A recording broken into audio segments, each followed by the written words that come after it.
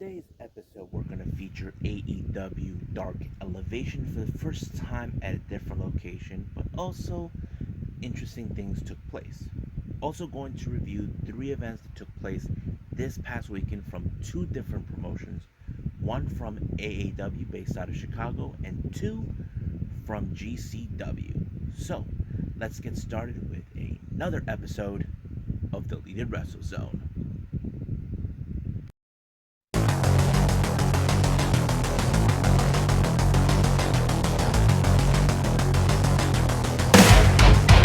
Are you ready? Get up, get up! Get up, get up! Get up, get up! Get up, get up! Get up, get up! Get up, get up!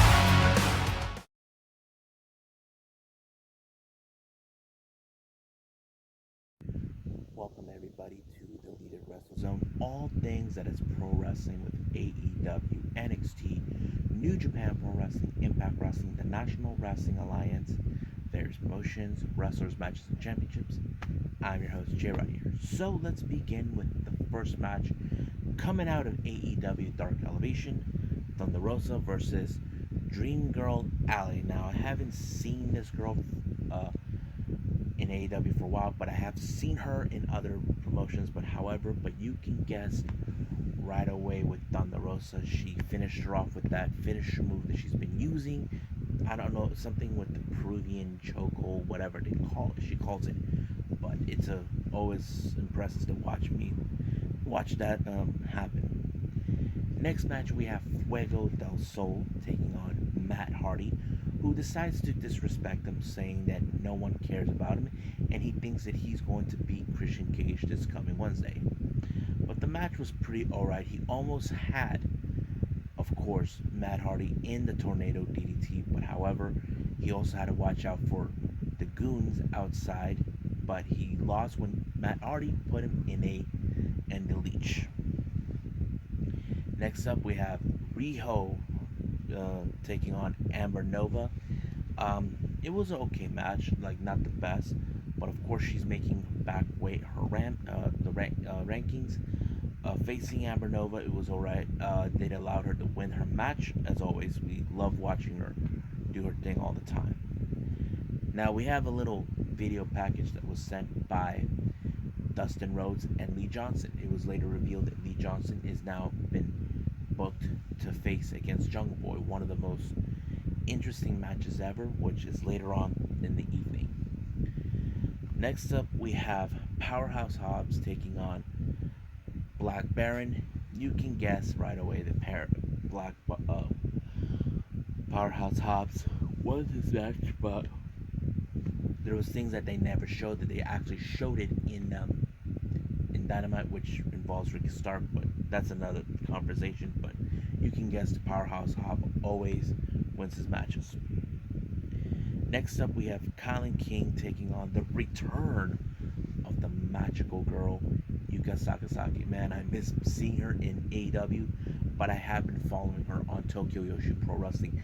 People thought, if you guys thought, oh, she was not inactive, she was still wrestling with Tokyo Yoshi Pro the entire time. She had some great matches. Even she was the princess champion in Tokyo Yoshi Pro, but she lost it to her closest friend, Rika Tatsumi, and it's great to see her back. Even though she's on excursion throughout the entire month of July, it's still unclear whether she'll return to the Princess Cup, be able to make it due to the fact that because of the search going on in Japan, it's still unclear on that.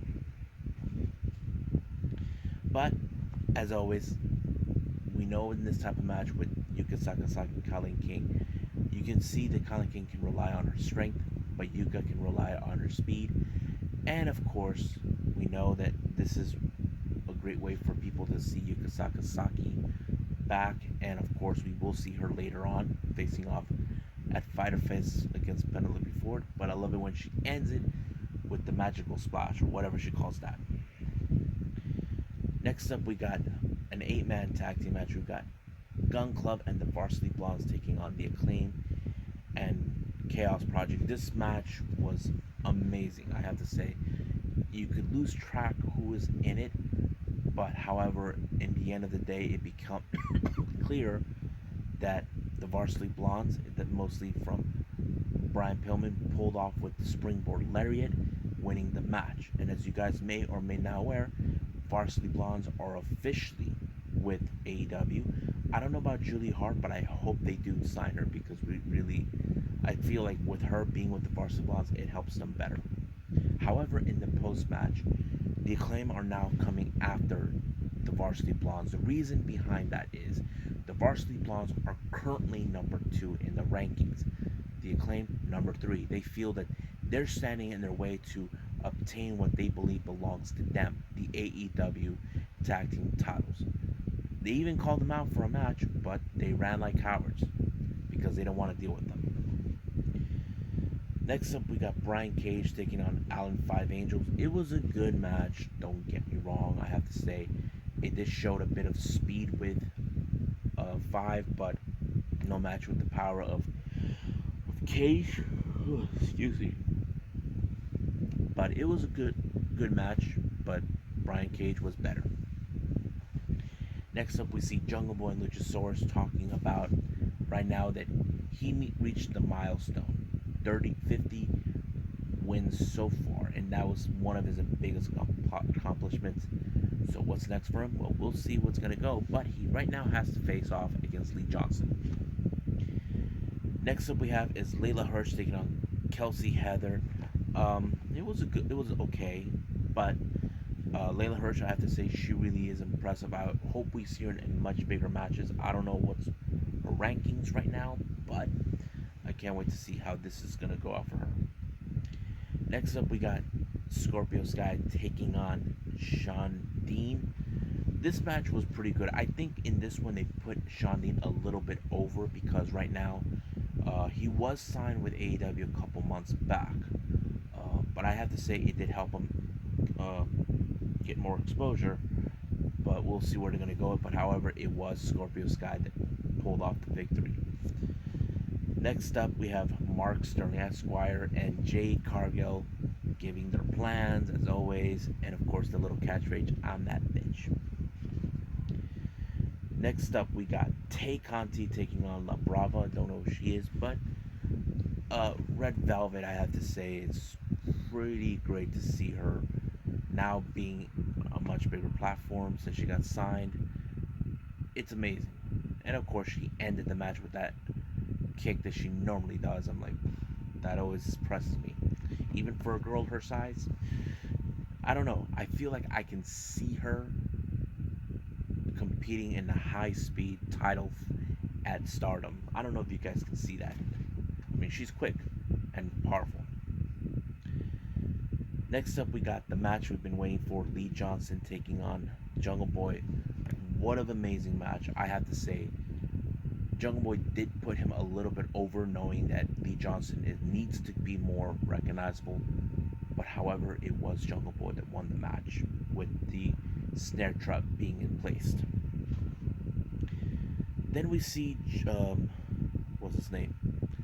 Joro Joel accepting Matt Hardy's offer, but he teamed up with Private Party to take on Wheeler Yuta, Chuck Taylor, and Orange Cassidy. Now, you probably say it's very unusual that Wheeler Yuta would team up with Chuck Taylor and Orange Cassidy. It was later revealed that Chuck Taylor trained Wheeler Yuta. I'm like, okay, it makes sense, you know. Chuck and Orange Cassidy known each other longer than that too. I'm like, makes perfect sense.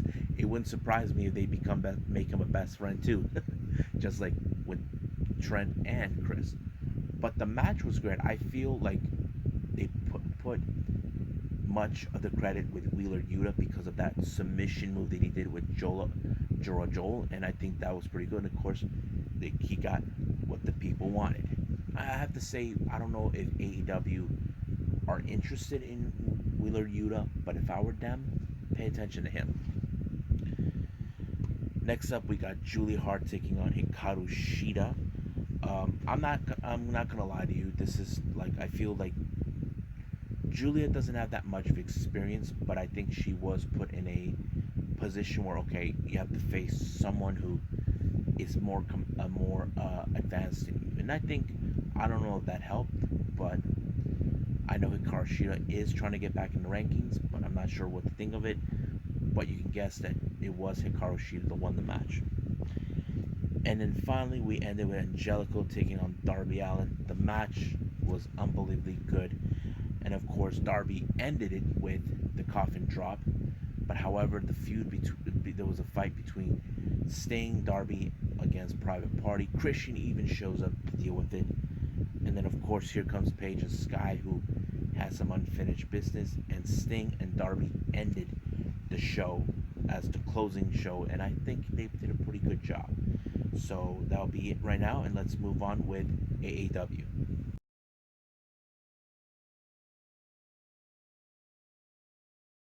Okay, I hardly do AAW, which, if you guys know what that stands for, it means All American Wrestling. These guys are based out of Chicago, somewhere. This is one of their latest events that took place on the 9th of July, which is a Saturday, called United We Stand, and it had one special grudge match and four title matches. I have to say everything else was great. First match of the night was Jay Christ, who I haven't seen for a long time. Last thing I know, he was released from Impact, but it's great to see him. Don't know about his brother since he was already been accused of what happened at the Speaking Out movement. Taking on a guy named Shaft. Now, I don't know who this guy is, but this guy Shaft, I have to say he's a freaking beast.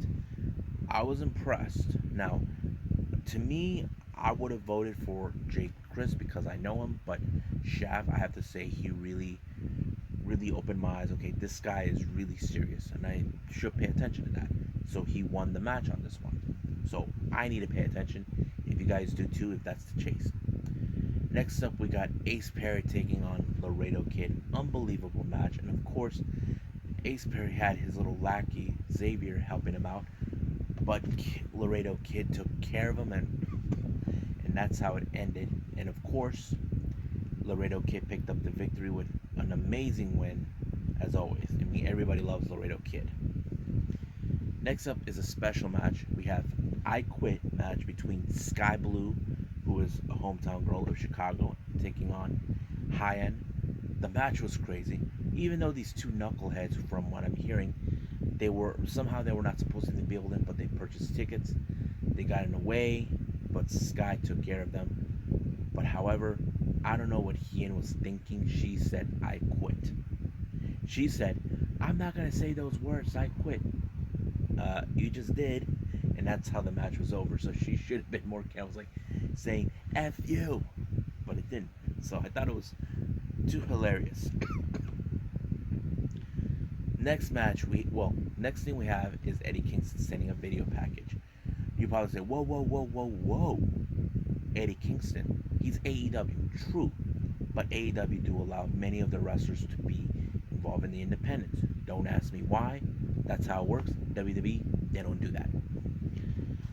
So he did state it in the main event, whoever comes out as the AAW heavyweight champion, he wants to be the next challenger on August 7th. So we got to pay attention to the main event later on. Next up, we got Jake Something versus Josh Alexander. Oh my God, this match was great.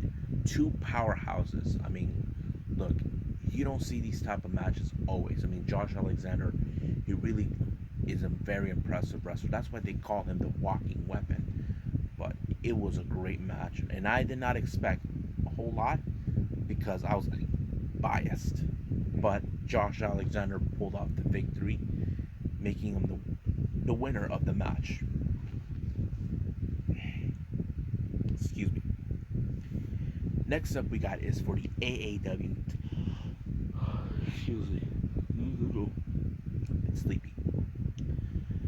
Next up we got the AAW tag team titles with challengers Ace Austin and Mad Fulton taking on Infamy, Joe his son, and Dion Rush along with Robin Steele. The match was was more strategized. What Infamy did, try to keep Ace Austin away from Mad Fulton, but there was a moment where they attacked Fulton to get rid of him. They know the biggest threat was him, but unfortunately it did not help them in in the way to win. Fulton may have been the powerhouse that may have wanted to win these titles, but somehow Infamy was able to outsmart them once and for all. However, because Infamy had their second with them, Robin Steele, he was attacked by the one called Manders, who wants revenge against him. The match was okay. It was really good between Robin Taylor and one man called Manders. It was great. Manders won the match, but however, the rest of Infamy showed up to take him out. But however, they were expecting what's his name? I don't know if they were expecting Matthew Justice to show up, but Mance Warner showed up to help save the day.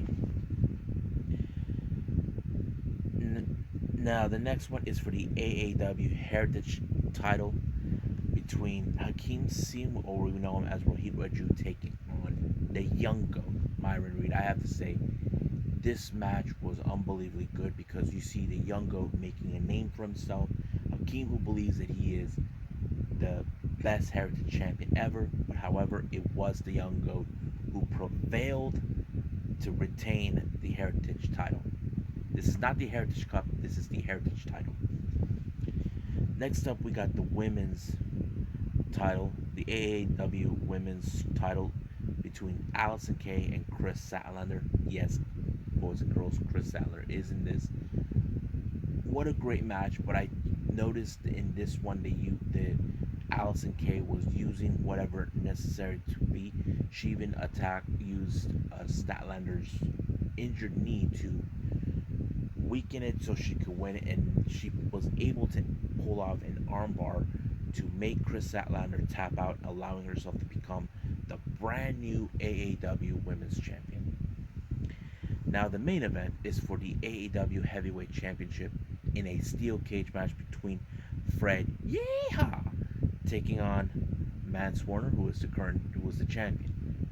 Awesome match. I have to say, they pulled off every stop, every toy they brought up, tables, ladders, chairs, whatever they can. But however, the match was interfered by Infamy, who wanted to pay back on Mance Warner for his interference to take on Manders, but he was able to kick out. But however, it was still not enough. Fred Yeehaw is now the new AAW Heavyweight Champion. But however, he is now being scouted by two individuals who want that title. The first one is, of course, the first person that opened up the show, Chef, and the second, the walking weapon, Josh Alexander. So it's still unclear what's going to happen, but we got to pay attention what's going to go down. So I think that's it with AAW. Let's move on with GCW.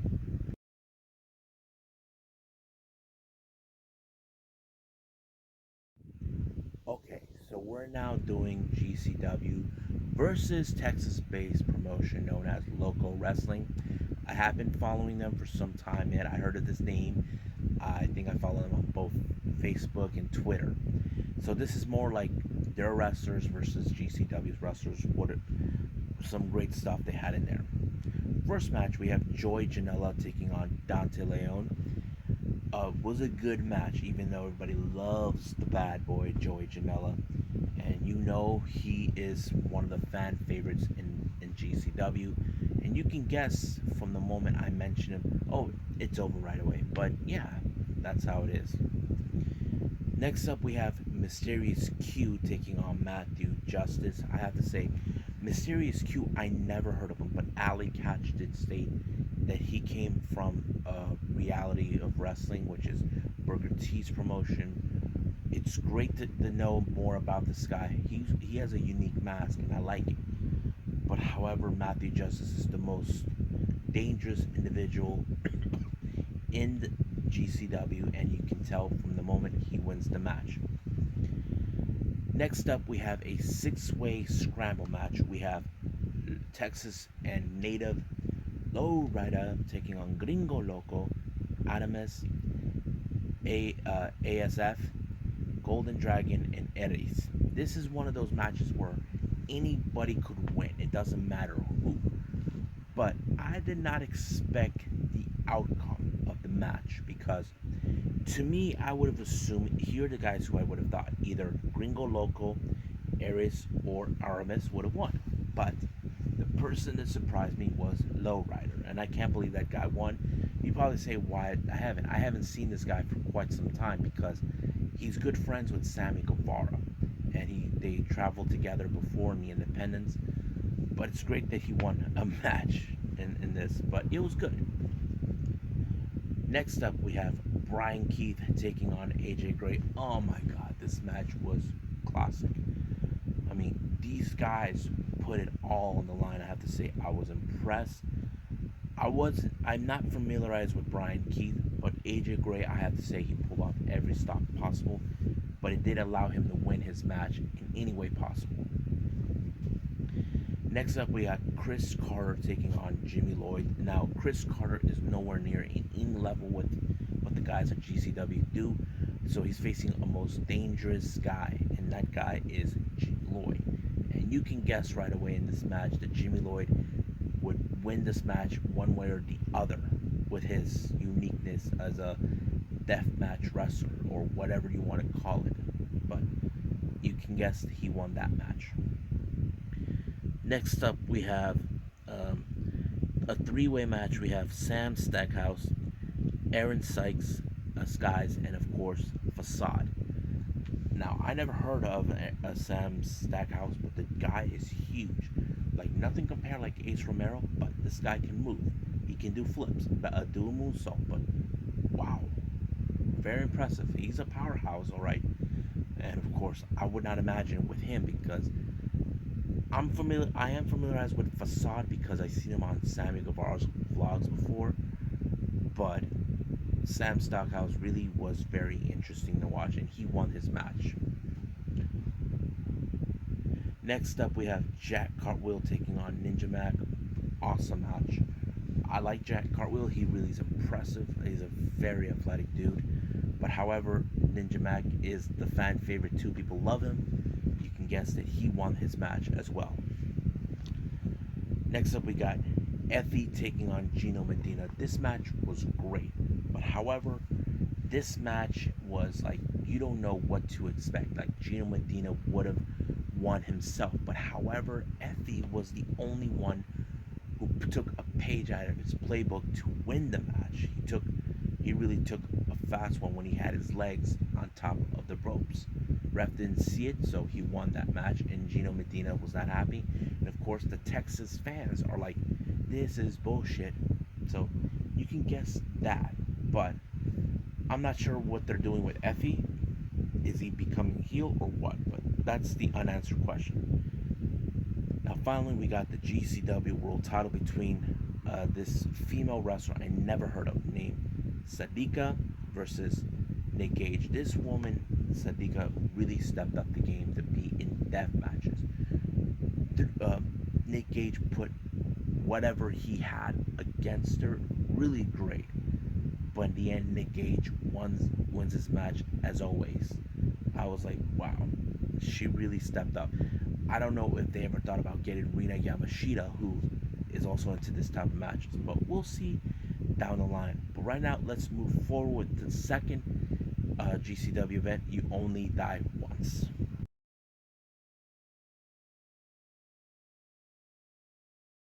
Okay, the final show I'm going to review, this is from GCW's You Only Die Once. This was right after the match against Loko Wrestling. This one is on the 10th of July. Opening match was Joey Janela versus Ninja Mac. Also a good match. I enjoyed it so much. It was because I like Ninja Mac. He's really awesome. But Joey Janela was a much popular wrestler. You guys can guess that he won his matches. And as soon as he won his match, he was doing some promo, but he was viciously attacked by a man that he's gonna face in Homecoming. I'm talking about Acticus Koger, who wants a piece of him. This happened because Kogan attacked Ricky Morton of the Rock'n'Roll Express, and Joey Janela had his back.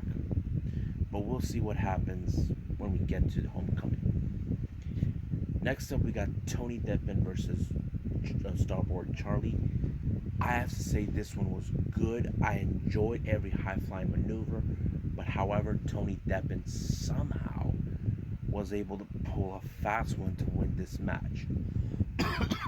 So practically, he cheated his way through in a way that not like interfering, like low blow or anything, but somehow was able to counteract whatever Starboy Charlie was able to do on him. Next up, we got Brian Keith taking on Big Daddy Chris Dickinson. Awesome match. I think the best moment was near the end when he did some sort of a suplex on top of the turnbuckle and then he turned it into an armbar, forcing Brian Keith to tap out. I have to say that is a great ending. Next up, we got Jack Cartwheel taking on Dante Leon. I have to say, awesome match.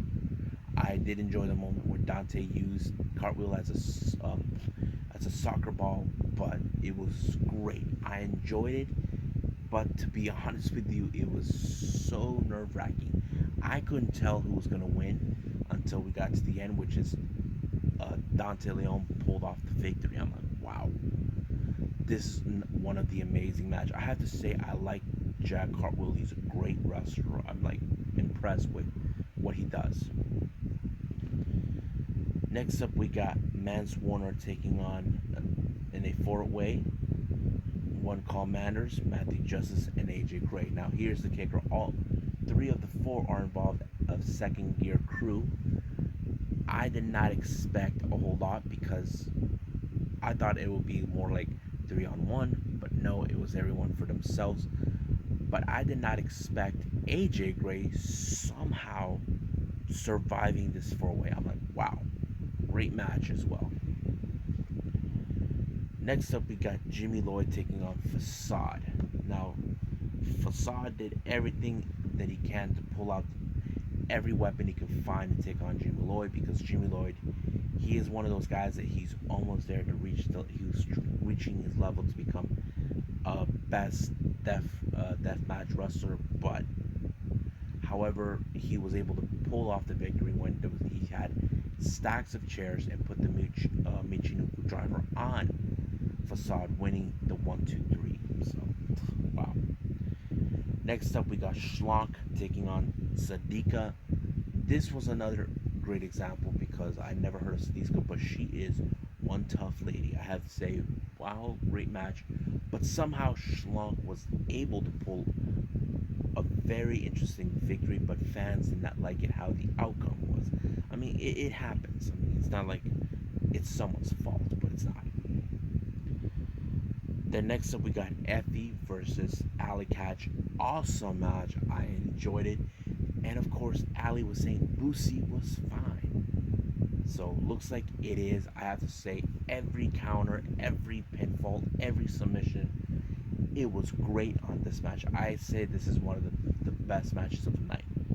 But however, it was Ali Catch who won the match by putting Effie in a Boston Crab and bending him badly. But however, looks like everything between them is just fine. Now we get to the main event. This is for the GCW Ultraviolet title, which currently being held by Alex Colon. He called out an opponent, and this guy, has been involved in death matches, and this person is none other than AJ Gray. I have to say, great choice. Crazy match. You probably would be like, oh man, this is gonna be crazy. It is, and somehow Alex Colon was able to overcome AJ Gray to retain the title. So I'm very impressed with this match. I love GCW events. I love to review them all, but we'll see what's gonna happen in the next one. Don't know which one is called, but we'll see when we get there. Well, I hope you guys enjoyed me reviewing these episodes with, having two GCW events, AEW and AEW Dark. Next up, we got To Move Pro Wrestling, NWA Power, NXT, and AEW Dark. So that will be the next episode, and there'll be much other things gonna be. So for right now, I'll see you guys in the next DWZ time. Same DWZ channel. I must bid all of you adieu. So, goodbye. Mwah. And have a nice day. Bang.